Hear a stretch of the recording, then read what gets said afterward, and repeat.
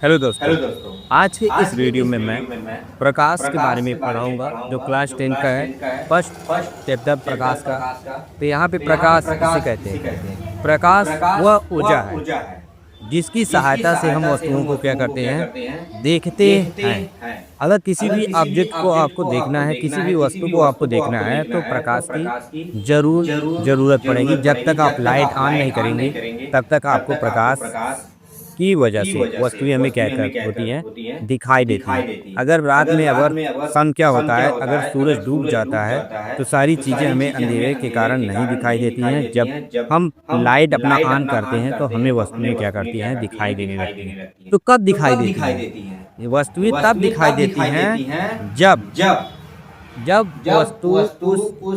प्रकाश की किरण उस पर क्या होती है, आपतित होती है। जब प्रकाश की किरण उस वस्तु पर क्या होती है, आपतित होती है और परावर्तन होने के बाद हमारी आंखों पर पड़ती है, तब जाकर हमें वस्तुएं दिखाई देने लगती है।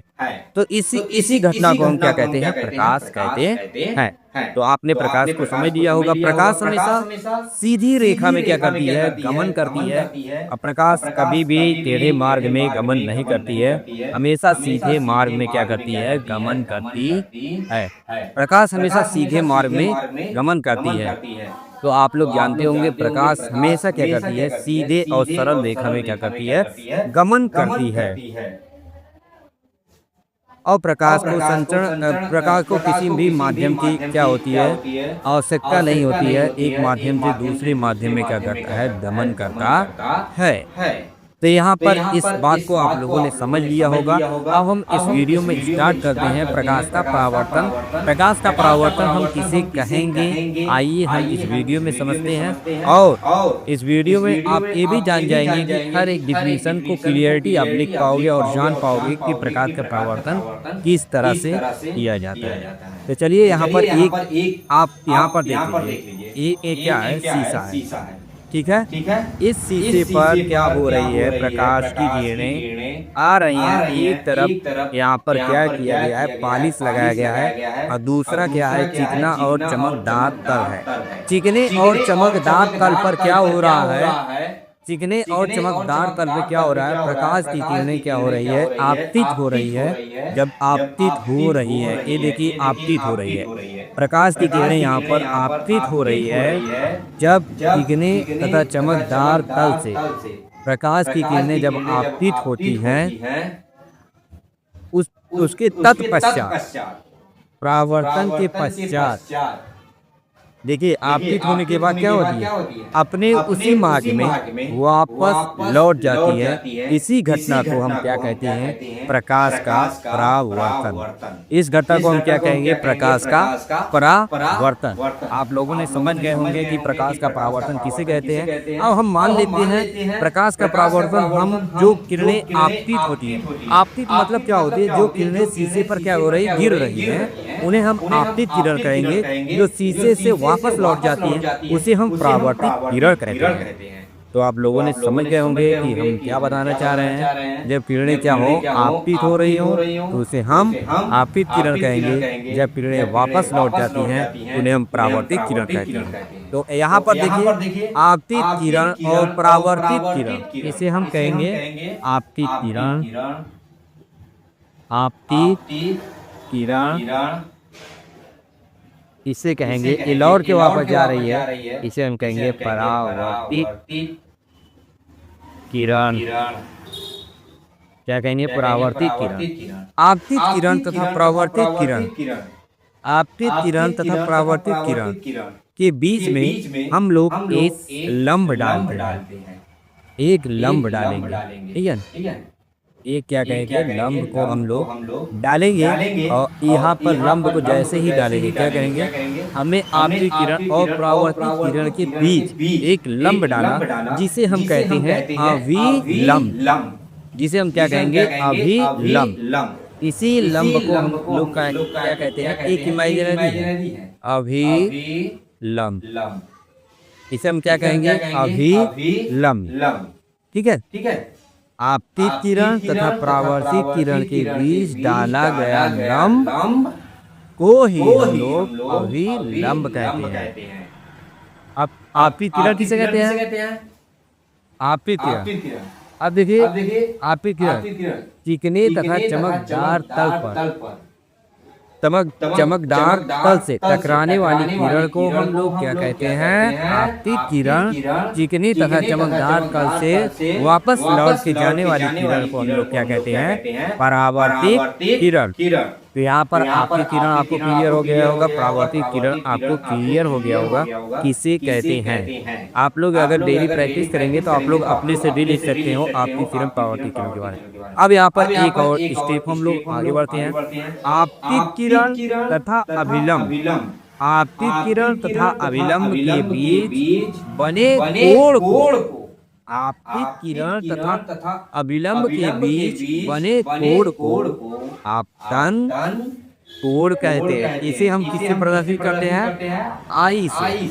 इसे हम किससे प्रदर्शित करते हैं? आई से। यहाँ पे क्या हो जाएगा? आपतन कोण। क्या हो जाएगा? आपतन कोण। इसे हम आपतन कोण कहते हैं। अब देखिए यहाँ पे नेक्स्ट आगे बढ़ते हैं।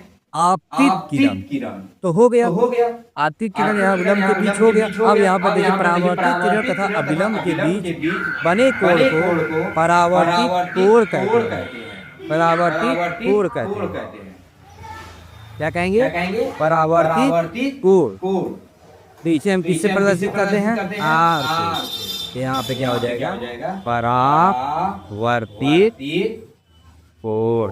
इसे हम क्या कहेंगे? परावर्तित कोण।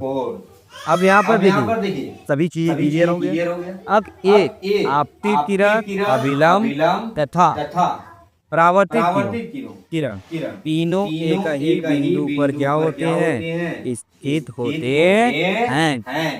आपतित किरण तथा परावर्तित किरण एक दूसरे के क्या होता है? बराबर होता है। यहाँ पे आप लोग देख सकते हो कि आपतित किरण तथा परावर्तित किरण एक दूसरे के क्या होते हैं? बराबर होते हैं। तो यहाँ पर हम आप आगे की तरफ बढ़ते हैं। आपतित किरण परावर्तित किरण आपको समझ में आ गया होगा। आपतित किरण तथा परावर्तित किरण एक दूसरे के क्या होते हैं? बराबर होते हैं। तो हम आपका ये परावर्तन का इसी को हम क्या कहते हैं? आपतन कोण तथा परावर्तन कोण के जो बराबर होता है इसी को परावर्तन का फर्स्ट नियम कहते हैं। और यहाँ पर sine I by sine R, यहाँ पर आई बराबर क्या होता है? आर होता है। आई जो होता है आर के बराबर होता है। तो यहाँ पे आप लोग समझ सकते हो आई हमेशा आर के बराबर होता है। और यहाँ पर अब हम लोग चलते हैं आगे की तरफ बढ़ेंगे और देखेंगे कि और आगे की तरफ हमारा क्या है। ठीक है। तो आप लोगों को प्रकाश का परावर्तन समझ में आ गया होगा। इसे हम कहते हैं प्रकाश का परावर्तन। इसे हम कहते हैं प्रकाश का परावर्तन। एक बात फिर से दोहरा देता हूँ। जब किसी चिकने तथा चमकदार तल पर कोई किरणें पड़ती हैं तो उसे हम आपतित किरण कहते हैं। जब वो किरणें वापस लौटकर उसी मार्ग में वापस लौट जाती हैं तो उसे हम परावर्तित किरण कहते हैं। और जब यही आपतित किरण तथा अभिलंब आपतित किरण तथा परावर्तित किरण के बीच डाला गया लंब अभिलंब कहलाता है। और यहाँ पर आपतित किरण तथा अभिलंब के बीच बने कोण को आपतन कोण कहते हैं। और परावर्तित किरण तथा अभिलंब के बीच बने कोण को परावर्तन कोण कहते हैं। तो यहाँ पर वीडियो में काफ़ी अच्छे से आपतित किरण तथा परावर्तित किरण के बारे में समझ में आ गया होगा। और हम लोग यहाँ पर क्या करते हैं? आगे की तरफ बढ़ते हैं और देखते हैं कि आगे क्या है। तो इतना आप लोग क्या है? परावर्तन का नियम, परावर्तन। तो चलिए फ्रेंड्स आगे की तरफ हम लोग बढ़ते हैं और देखते हैं। परावर्तन के आपतन बिंदु हो गया, अभिलंब हो गया, परावर्तन हो गया। हाँ, चिकने तथा चमकदार तल से होना चाहिए। अब यहाँ पर हम लोग क्या करेंगे? गोली या दर्पण के बारे में स्टार्ट करेंगे। गोलीय दर्पण, गोलीय दर्पण। क्या करेंगे, गोलीय दर्पण के बारे में हम लोग क्या करेंगे, स्टार्ट करेंगे। गोलीय दर्पण क्या होता है, किसी कांच का खोखला गोला होता है। किसी कांच के खोखले गोले पर, किसी कांच के खोखले गोले पर किसी कांच के खोखले गोले पर उसके एक पृष्ठ पर अगर हम पॉलिश लगा दें तो दूसरा पृष्ठ क्या हो जाता है, परावर्तित करता है। दूसरा पृष्ठ क्या करता है, प्रकाश का परावर्तन करता है। तो आइए हम यहाँ पर सबसे पहले इस खोखले गोले को हम लोग क्या करेंगे, अपन वे की खोखले गोले को हम करेंगे पहले ब्रेक। तो यहाँ पर अगर हम यहाँ पर इन खोखले गोले को हम लोग काट देते हैं, दो भागों में कर लेते हैं, किसी एक पृष्ठ पर हम क्या करेंगे, पॉलिश लगाएंगे। और यहाँ पर देखते हैं जिस भाग पर पॉलिश लगाते हैं, बाहर के भाग पर, भूरे हुए भाग पर क्या कर रहे हैं, पॉलिश लगा रहे हैं। इसमें दबे हुए भाग में पॉलिश लगा रहे हैं, यहाँ पर आप लोग देख सकते हो। हम क्या कर रहे हैं, पॉलिश को लगा रहे हैं। तो यहाँ पर देख सकते हैं दबे हुए भाग और उभरे हुए भाग, यहाँ पर दोनों तरफ हमने क्या किया है, पॉलिश लगा दिया है। और इसे हम क्या करेंगे, अब देखिए उत्तल दर्पण किसे कहेंगे, अवतल दर्पण और उत्तल दर्पण। अब यहाँ पर देखिए इन्हें अलग कर लिया जा रहा है, इन्हें हम लोग क्या करते हैं, अलग कर रहे हैं। पहले अलग करते हैं, उसके बाद यहाँ पर देखिए अब यहाँ पर इसको ऐसे बना दिया जाएगा। एक गोला काट के इधर वाला इधर निकाल लिया गया, ठीक है। अब दूसरा गोला काट के हम लोग यहाँ पे कर लेते हैं। अब क्या करेंगे, दबे हुए भाग पे हम लोग पॉलिश कर देंगे, दबे हुए भाग में पॉलिश लगा ली। अब यहाँ में देखिए जिस गोली दर्पण, हाँ, उत्तल अवतल दर्पण, अवतल दर्पण एक क्या अवतल दर्पण है, अवतल दर्पण है, एक अवतल दर्पण है। यहाँ पे देखिए अवतल दर्पण। अब यहाँ पर जिसका टपा हुआ भाग, जिसके उभरे हुए भाग पर पॉलिश लगा हो तथा दबे हुए भाग से प्रकाश का परावर्तन हो, उसे हम अवतल दर्पण कहते हैं। जिसके उभरे हुए भाग पर पॉलिश लगा हो तथा दबे हुए भाग पर क्या है, दबे हुए भाग पर प्रकाश, दबे हुए भाग से प्रकाश का परावर्तन हो, उसे हम अवतल दर्पण कहते हैं। तो यहाँ पर अवतल दर्पण आप लोगों को समझ में आ गया होगा काफ़ी अच्छे से। यहाँ पर देखिए हम लोग देखिए यहाँ पर खुद ही से बता देंगे कि कौन सी चीज़ें कहते हैं, आप लोग खुद लिख सकते हैं। अब यहाँ पर जिसके दबे हुए भाग पर पॉलिश लगा हो तथा उभरे हुए भाग से प्रकाश का परावर्तन हो, उसे हम उत्तल दर्पण कहते हैं, उत्तल दर्पण कहते हैं, ठीक है, उत्तल दर्पण कहते हैं।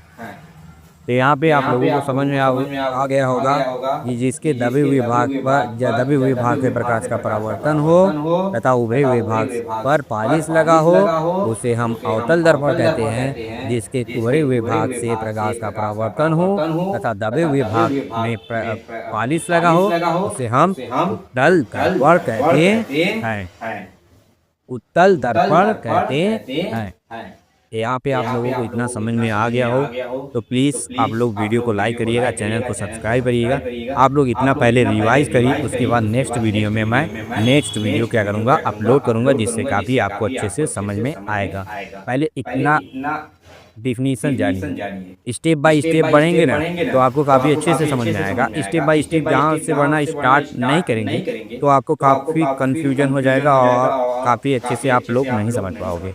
तो इसलिए मैं कहता हूँ आप लोग धीमे धीमे बढ़िए, लेकिन स्टेप बाय स्टेप बढ़िए। तो चलिए नेक्स्ट वीडियो में आपको मिलते हैं। यहाँ पर नेक्स्ट वीडियो में मैं प्रकाश से मिलूँगा। तो आप लोग ज़रूर, अगर वीडियो अच्छा लगे तो प्लीज़ लाइक करिएगा, चैनल को सब्सक्राइब करिएगा, बेल आइकन को प्रेस करिएगा। Thank you for watching.